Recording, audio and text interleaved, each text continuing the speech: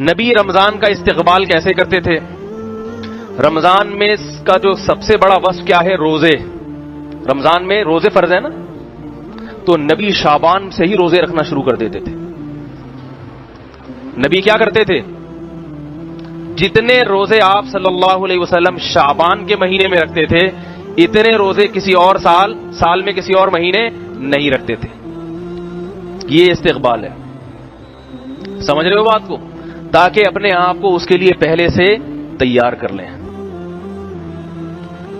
ہم نہیں رکھتے شعبان میں روزے. اور یہ نبی کی شفقت کہ امت خود کیا کیا آپ صلی اللہ علیہ وسلم نے؟ شعبان کے روزے رکھے کثرت سے، مگر امت کو کہا کہ نصف شعبان کے بعد روزے مت رکھو. کیوں؟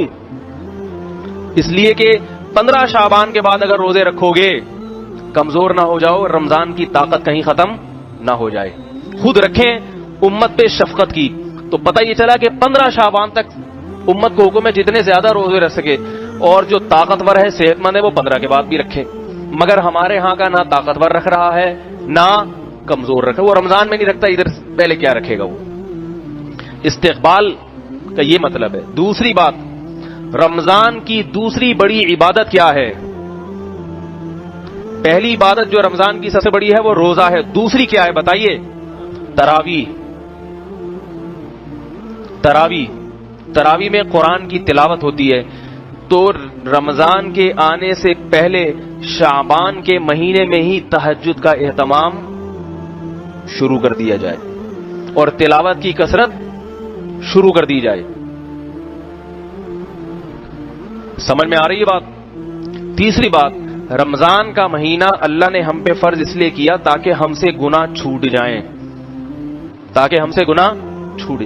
تو شعبان میں ہی گناہوں سے اجتناب کرنا شروع کر دیا جائے تاکہ رمضان تک پہنچتے پہنچتے سارے گناہ چھوٹ جائیں. جو جس برائی میں مبتلا ہے شعبان ہی سے اس برائی کو چھوڑنے کی کوشش شروع کر دے. سمجھ میں آ رہی ہے بات؟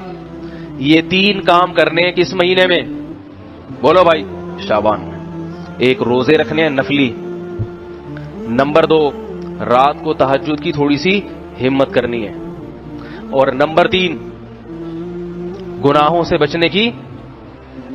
گناہ کسے کہتے ہیں؟ بد نظری ہے. آج کل انٹرنیٹ پر بہت بےہودہ چیزیں دیکھی جا رہی ہیں. جوان آدمی اپنے آپ کو ان چیزوں سے بچانے کی کوشش کرے. ماں باپ کی نافرمانی بہت ہو رہی ہے گھروں میں، باپ کا احترام ہی نکل گیا ہے. ماں کا تو پھر بھی تھوڑا سا کر لیتے ہیں کیونکہ ماں جو ہے نا آگے سے وہ بیچاری کمزور ہوتی ہے، ڈرتی ہے اولاد کے سامنے. باپ چونکہ جواب دیتا ہے تو پھر یہ آگے سے ڈبل بھر کے اس کو جواب دیتے ہیں.